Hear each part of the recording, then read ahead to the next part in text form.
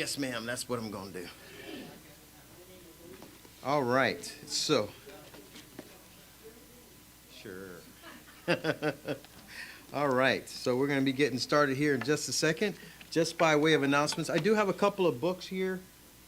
If you're planning on having kids, have kids, or you got family to have kids, these are some devotionals, themed devotionals for family reading, and they're kind of helpful because oftentimes when families do Bible studies, it's more like a preaching session. You know, the dad talks or mom talks, the kids just listen, and then after that, they're done. That's quite kind of not like a devotional. That's not even good Sunday school, really, because what you do is you ask questions, you read verses, and after that, you ask questions to see if they actually obtain any information they're learning. And then maybe get them to apply that to a real life situation that they might have on their own. So this is a devotional that kind of does that. So it's sort of like when I was in the military, I used to be an exam writer. I wrote tests.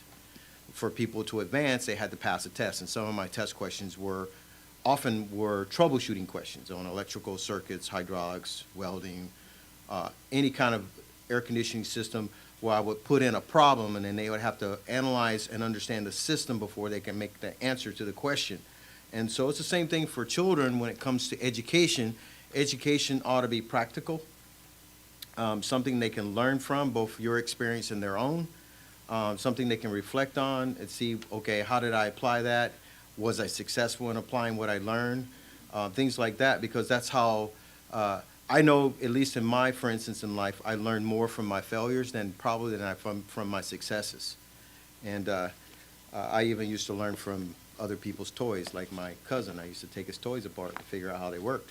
And then I go, like, oops, got a couple extra screws here. But the toys usually work when I was done with them, usually. So these are good, same way. I mean, you're looking at people in the Bible and their examples, and asking your kids how things went and things like that. And there's really no age limitation for using this kind of stuff. So there's a volume of books. All my kids are grown and gone. So this came from our library from a while back. And then there's a book here called Growing Up God's Way by John A. Stormer. I don't know if you ever heard of him, but he's a pretty good man. His picture's on the back. This book is pretty old. You know it's old since it only costs $5.95. You can't get a book for $20 now, but even if it's electronic. But this is a really good book as well. So I'm going to put them right here, and I'll put them back in the library if you don't want them. But the devotionals are quick; they're like maybe 15 minutes. Because the thing is, if you know, everybody has a limit in the military. Some of our training and meetings, we had a limit. It was 30 minutes at the max. 15 was primary, but 30 minutes is pretty much all they can take. You know, so since we're talking about education, I wanted to make sure we talked about that as well, because some people think they got to preach the entire gospel to their children and teach them the entire book of Exodus, the whole entire Exodus route and everything else in one take, and they wonder why their kids, eyes glaze over. They go like, because that would happen to you in here if I did that too, And you say, no, Brother Jefferson, I never do that. Guess what? I have seen people in here doze off. Maybe sometimes because they're a little bit older. Brother Jim, no, I didn't say your name, did I? But sometimes we're older. We get tired. I know Wednesdays used to be my hard one. I do a 12-hour work day, and then I go to church on Wednesday after getting the kids together and the food and everything. And I did a whole bunch of head bobbing on Wednesday, midweek services. I'm telling you. You just roll your eyes? Okay. All right, so we're going to do a quick little review. Let's go ahead and pray first, and then we'll quick review. If you're in your books, we're going to be primarily, we'll probably be in page 71 in your books. If you don't have the books, let me know. I can get you an electronic version of it. Hard copies as well. Let us know, okay? So let's go ahead and pray. Lord, we thank you so much for the goodness that you provided to us, Lord, and that you've given us more than we ever deserve.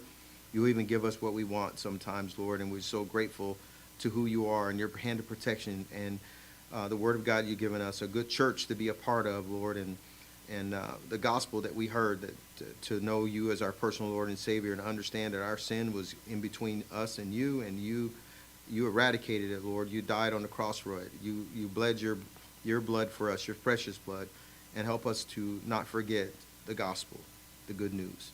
Pray that you'd help us to be a good witness for you, Lord. I pray that you would bless in this Sunday school class, Lord, help me to be used for you, Lord. And I pray that everything would be said would be for your honor and your glory. In Jesus' name, amen. All right, so just by way of introduction, let me read this verse to you. Proverbs chapter 22 and verse 6 says, train up a child in the way he should go, and when he is old, he will not depart from it. All right, and we talked about that verse quite a bit, but we're going to talk about the first part of this. Obviously, as a part of this thing about education is train up a child in the way he should go. That's the parent side of the responsibility. Okay? The response to that is always going to be the individual that's receiving the education and the training. We have no control over what other people think, not even our own children. I wish we could. I wish I could open my child's head up and say, hey, it's all in there. Now do what I said the way I said it. When I used to teach about obedience, obedience is doing what you said, what we say, when we say it. Internal attitude was. Can't figure that one out. But that's not our responsibility. It's our responsibility to give them the love of Christ, teach them about Christ, and how to apply them in their life. But the rest is all up to them, as they grow. All right. So we are in, I'm just going to review a little bit, just so we have the purpose. Okay, so we talked about the Bible principles of education. Okay, the first principle is one we've already went over for the most part, is all education is spiritual. Okay, all education is spiritual. No matter what you're teaching, everything is spiritual. Okay, everything belongs to God. God said he created it. He created us. There's no subject you couldn't put God into. Or in this case, no subject that God is not involved in, that God didn't make. Okay? Because if the premise is not based on God, then it's a bad premise. Okay? And that's where the problem with education is. Oftentimes, Satan wants you to separate education from God. Okay? Any kind of education. There's no education, whether higher education or primary education. All education is spiritual. Okay? And that's a resolution a person has to come to as they have children, or even for their own personal goals. I used to have a big fight when I was in college. Military was definitely tough, but college was when I took my first course in psychology, because you had to take it, because for some reason everybody thinks you ought to take psychology. And I went like, yeah, right. So I took the class thinking, man, I don't know how I'm going to get out of this class. But so the teacher was a down-cold atheist, and God was the fault for all mental problems. Religious oppression made people have depression. Because you had to follow religious rules. They said God was the reason why people have depression. Believe it or not, Sigmund Freud believed that. Okay? It was religion putting too much pressure on people, and they can't handle the pressure, and as a result, it made them have some problems. So, of course, when I had to write my paper, I didn't do that. I said, God is the answer for all your oppression, all your problems, all your mental anxieties. You go to him and you'll have rest. Obviously, the teacher didn't like that too much. But back then, at least in the 80s, you at least you could have your own opinion. And the teacher couldn't just give you an F. They didn't like you, but they couldn't just give you an F. Now, they'll give you an F. If you don't write, like global warming is real, they'll tell you you're an idiot to think that global warming is not wrong. That's the kind of people we live. That's the education system we have. That's why they're out protesting for Hamas and saying that Hamas and the Palestinians are so oppressed. They're not even a real country. They're not even a real people. They're a bunch of nomadic tribal people. They never had a nation. They never had land. The only reason why they got land is because, literally, because of World War II, we gave them land. It has nothing to do with them being a people. They're really not a people. They might be mad at me because I'm saying this, but the fact is they were never a nation. It was a land. It was a group of nomadic people going all over the place, but they were never a nation. Okay? But people want to make them a nation. Okay? And Gaza doesn't belong to them. It belongs to the Jews. God promised them that land. None of that land belongs to anybody. It's about education. Okay? People with an education, with a mind from what God has to say, would go like, oh, I understand this problem. Okay? The problem is they're not doing history God's way. They're not doing running countries God's way. And as a result, that's where we got. All right, so moving on. Okay. So we talked about Proverbs 9:10, the fear of the Lord is beginning of wisdom, and knowledge of the holy is understanding. Pretty much like a formula. You fear God, you get smart. You don't just get smart, you get wise. And then you have some understanding. Or you know God and you have understanding. It works out right. When you don't fear God, you're not very smart. All right, in Proverbs 22:4, by humility and in fear of the Lord are riches and honor and life. You really want to get far in life? The right kind of riches? It's got to be through God, fearing God. All right. And then Proverbs 22:7, we wrote that one here. For as he thinketh in his heart, so is he. All right. Proverbs 23:7. And that's where we're reading there. That's where we're going to start. Finishing up just that one part, and then we'll move into principle number 2. Okay? For as he thinketh in his heart, so is he. A heart educated with a godless curriculum can only produce a godless life. Okay? A life, an education without God makes a godless person. Now you go like, well, how do you know that, Brother Jefferson? You ever been to Europe? You ever been to Europe? They're godless. They're totally 100% godless. They're not just godless, they're ignorant of God. You go to Spain, and you're walking the streets in Spain, you give them a tract. I'd say all the time I went to Spain. Now, it's been a long time since I was in Spain, but it's probably worse now. We're talking in the 90s, 2000. They don't even, the gospel, what's that? A Bible? Who needs that? They have no clue. I remember my first time in Spain, we hit a Liberty Port, and I didn't know this, right? I didn't know that people didn't wear clothes on the beach. I didn't know that. I'm from South Carolina, okay? I'm from South Carolina, 17 years old, and I go to Europe. I'm like, man, I can't wait till I see Europe, And the first port we pull in is Palma, Spain. So we pull into Palma, Spain, and, all the sailors are running across the street. And I'm going, where are they going? They got the cameras out and everything, right? Because that was when you had cameras, and it was in a roll, and then, you had to advance it and all that stuff. Dated myself. So they're crossing the street, and they're running across the street, and I'm going, what in the world are they doing? So my buddy goes, yeah, well, I've been here before, and because I never go to Liberty unless I'm going with another Christian, because I'd stay on the ship. I didn't go on Liberty with lost people. That was a bad experience, the first one. So we get there, and I get across, and I didn't cross the street. I was just walking, but the people were coming across the street from the beach, right? And this lady must have been, I'm telling you, she must have been 90 years old, and she was topless. And I almost died. I almost died. And I can't get that out of my head even to this day. Okay? But the experience, I got an education. It wasn't a great education, I'm telling you. But what I did learn is that they think we are lost. We're behind the times. And now America's trying to catch up with Europe. And this was in the 80s. Okay? Can you imagine that?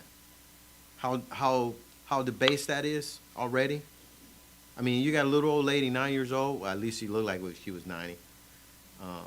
It was terrible. And it was normal. Drinking wine is like water. Kids running around, they go to bars because there's no age limit. Smoking, everybody smokes. Everybody smokes. And that's why they have a zero population. You go to Europe, they pretty much have a zero population rate unless you're Muslim. Think about it.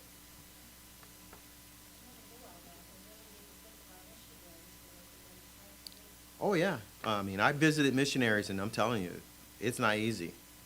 They have a easy time getting women to come to church, but men, they don't get the men hardly at all. You'll see a church even in Asia, like Singapore and Hong Kong. You'll find you like in Hong Kong. I was in Hong Kong one time, and I went to a church, a fundamental independent Baptist church. They had, let's see, they had 40 women, all under the age of 25, all Filipinos. The pastor and one other guy. You said, well, how you know that, brother? I took a picture with, he said, these are all our new converts, right? And me and a couple of sailors from the ship, we were all together, and they wanted to take a picture with us, and I sent the picture home to my wife. Now, we had only been married a couple of years, and she goes, what are all those women doing around you? I got in so much trouble. I sure did. All right, so moving on. Sorry about that. All right, so the next principle is the principle education is more than just acquiring knowledge. The Bible uses 4 words that outline the steps to and the outcome of sound education. Okay? So this is the key to education. The principle of education is not about knowledge. Now, you do understand that most of the children that go to school now, because basically the Department of Education says they have a test and they have to pass the test. And that's it, right? There's a quota. You pass this test, you get to leave to the next grade. That's it. And then the school gets graded on how everybody performed on those tests. Now you might say, well, how do you know that? My sister was a teacher. In fact, I got more teachers in my family than I have anything else. Superintendents, all kinds of stuff. My sister, youngest sister, was Teacher of the Year for South Carolina a couple years ago. And she complains about it all the time. She currently works at Penn, and she tells me all the time, this is how the system works. They said, this is what you got to do. These are the things that the kids need to learn in order for them to go to the next grade, and that's it. Now, learn is knowledge. They don't really mean learn. They mean this is what kids need to know to go to the next grade. Just to know, okay? I don't know about you, but I know a lot of stuff. I can't do most of it, okay? I know about a lot of things. There's a lot of things I can't do, right? So knowing is nice, but being able to apply and do and to critically think with that knowledge how to actually make things happen is a totally different thing. Visa, I-94, even an I-551 that says it allows them to come to work in the United States, okay? A lot of companies like Qualcomm and companies like that, literally what they would do they would take a person from India, pay them $40,000 a year as engineers with master's degrees, most of them educated in the United States. But they would draw them in and bring them to work for them because they have practical experience. Because in India, they have more practical experience. So they would come to the United States, pay them $40,000 a year, or they would get a guy from MIT, graduates with a degree in engineering, but couldn't work his way out of a plastic box. And go like, we got to pay him $80,000. So which one would you pick? An $80,000 a year MIT graduate with no practical experience to a guy from India with a master's degree, does he? Does he? And you can apply that to a spiritual the same way. Just because somebody knows about Moses doesn't know about what Moses' choices he made and why he made them. Moses was taught by the Egyptians. He graduated from the Egyptian academy, so to say, right? He was raised in the hierarchy, but he chose to what? To be with his people. Because I think his mother trained him about God first. He had spiritual training. He knew who he was. He knew where he came from. He knew who God was. And he chose God and God's people over being a ruler. Because he could have been a ruler. Okay? So knowledge alone is not good enough. Okay? So moving on. My mom would used to say, that boy's got a lot of education, but he got no common sense whatsoever. All right. So The first part, we're going to talk about the four words: instruction, knowledge, understanding, and wisdom. And we found those in some of the verses as well, right? But education is more than just knowledge. It's instruction, meaning who provides the information and how they give it. Instruction means that it's actually more than just telling you, it's showing you and making you actually do something with it. Okay? So when I want to teach my kids how to cut the grass, I tell them, this is the lawnmower. This is how the lawnmower works. Okay, let's go outside and use the lawnmower. They watch me use the lawnmower, and then I say, okay, now you use the lawnmower. Now, they cut grass all over the place, right? No straight lines whatsoever. And I have to say, look, you got to overlap by at least 6 to 8 inches because of the size of the blade so that you cut, and 2 weeks from now, you won't find a piece of grass standing up on every one of those lines you made. You got to overlap. I gave instruction. I gave them knowledge, practical knowledge about it. And then what did I do? I tried to see if they understood. And then what did I do? I seen them work. So the wisdom part is where I go like, hey, guess what?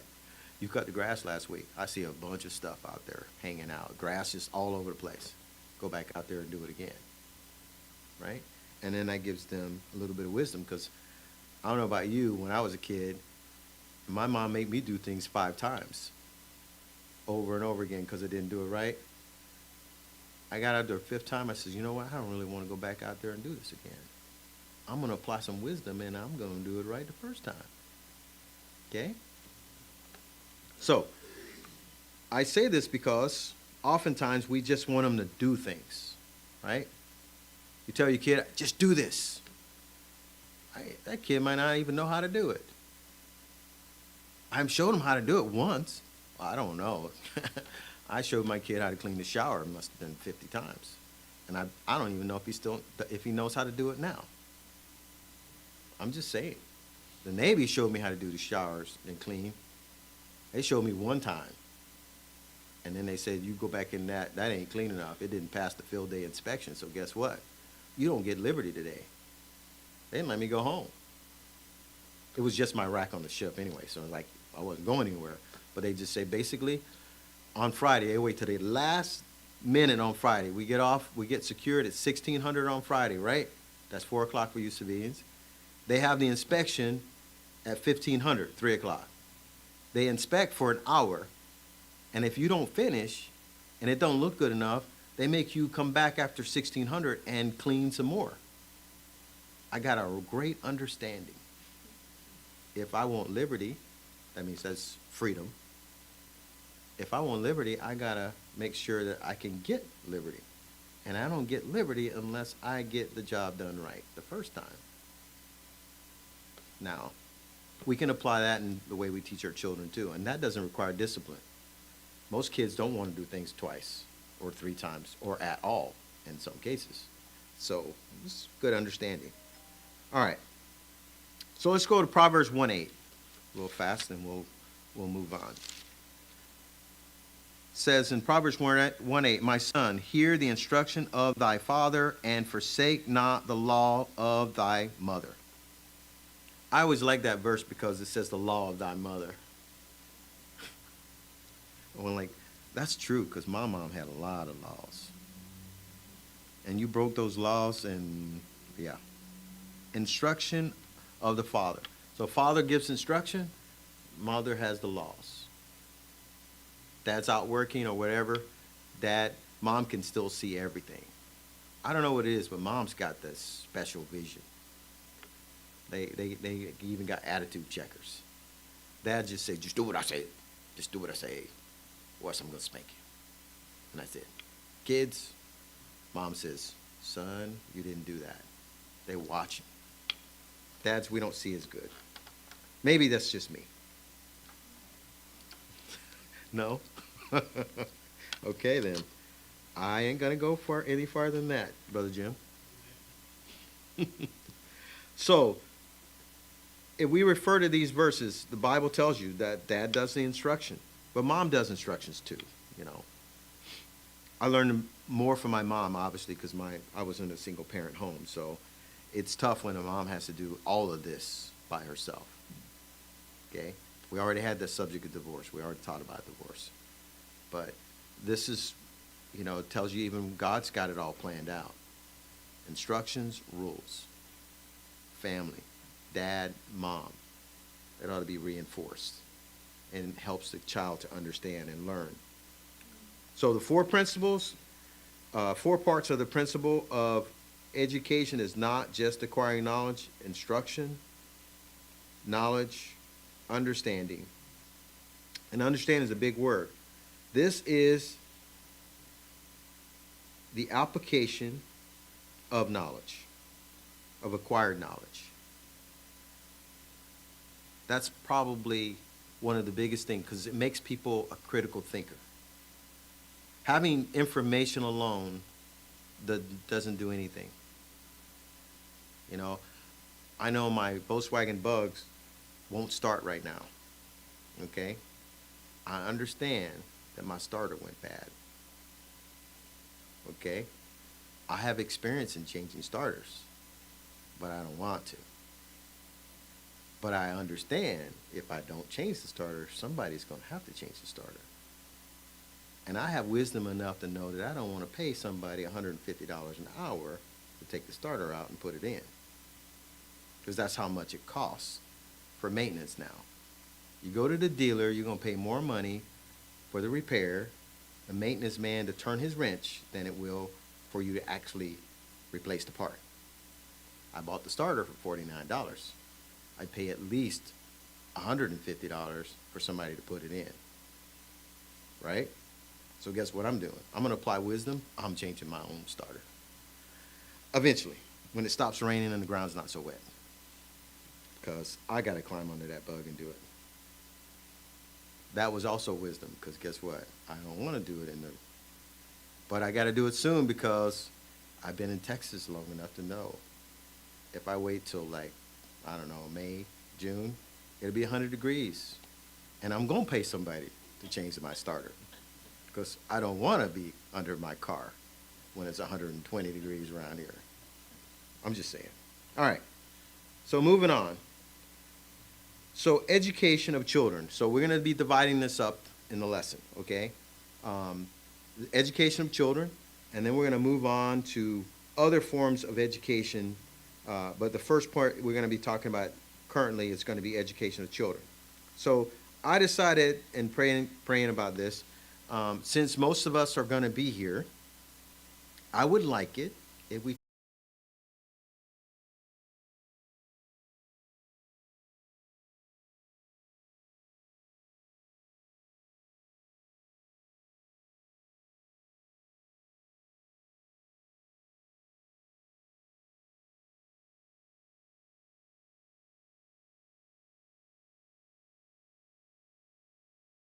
okay? So I think the best way to do this is if you have the opportunity, make it a devotional. Do a page a day. It's just fill in the blanks. Well, a lot of reading, a little bit of reading. And that way we can have a better interaction and maybe the class will go a little bit faster and then I can chase less rabbits. Although I love rabbit, rabbit tastes good, I'm telling you. It's like chicken, but just a little bit browner. It's not white meat. It's more like dark meat. But I do like rabbits. Okay? Now, squirrels, they don't have a lot of meat on their bones. And I like squirrels too. Yes, I do like my vermins. I know you don't, but I do. And I like possums as well. They're a little bit greasy, but possums are good too. I learned that because it's good eating. In South Carolina, it's free food. You just go outside, kill one, and cook one. It's not that hard. Chickens, you got to chase them. Possums are way easy. I'm just saying. You, huh? We got chickens, but we didn't have any chickens growing up. We just went to the place that it was a chicken farm right down the street. And I could tell you how to kill chickens, but you might not like it. Not exactly. Not my mom taught me how to do it with a stump. I'll let you go with the rest. The stumps are free. You don't need an axe, and you just need a foot. And you just pull real hard, and guess what? They separate. You just got an education on how we do it in South Carolina. All right, moving on. So we'll fill in the blanks, and then we'll go through that. Okay. So if you didn't fill in the blanks on page 71, is thinketh, and number 3 is thinketh in heart, and then for principle, number 2, education is more than just acquiring knowledge. That is instruction, knowledge, and understanding, and wisdom finally. And also you can refer to Proverbs chapter 4, and we'll finish with that. Proverbs, if I can have someone read Proverbs chapter 4, verses 4 and 5.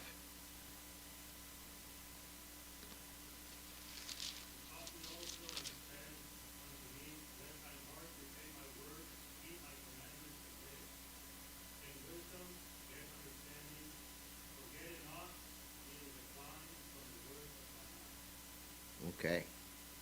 So that's God's way of saying this is how you ought to learn. It ought to have results in a changed life. It's not just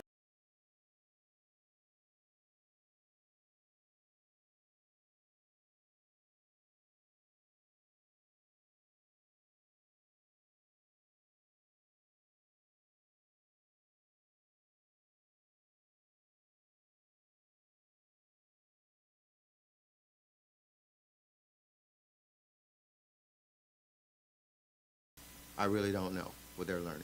I don't even know what some of these judges are learning. You know? Now, I know I don't supposed to get into politics, but I don't understand this. When you got 3 branches of government, I was taught in school there's 3 branches of government, right? There's 3 branches, right? You got the legislative branch, right? That's the people who make the laws, right? You got the judicial branch who decides if a law is unconstitutional or not, right? And decide when someone breaks a law, things like that. And you got the executive branch, who is the one who executes the laws that were given, right? That's what I was taught, right? So when the legislative branch becomes the executive branch, we got issues. Now that to me is just common sense education, okay? I don't know about you, when I listen to the news and I hear what they're doing, and you got people saying that this is right, how can that be right? That's bad education, because anybody who knows anything about the Constitution and how our government was set up knows that we have 3 branches of government that run the way America runs. When one goes over the other one, we got problems. Makes you want to pray more. You know, makes me pray more, because I'm going like, why can't we see that this is wrong? Why can't we see that this is undermining our liberty? But when you got a world with no education, that the government is the answer to everything, guess what happens? They go like, well, they said it was wrong. I better burn a Tesla then. Because, it makes sense to me. He's trying to balance the budget, get rid of waste. We're going to burn his cars up. Now you tell me if that's a result of good education. I've heard the saying, stupid is what stupid does, and I hate to use the word, but that's what it is. I don't understand why people would burn up anybody's car. I don't care whose car it is. That would be like Henry Ford's Model T is getting burned up because Henry Ford was against unions, which he was. He was against unions. But the unions didn't burn his car up when they started, right? Education. All right. So let's go ahead and close in prayer. And we thank you, Lord, for all that you do. I pray that you would help us to be the kind of people that not only follow instruction, but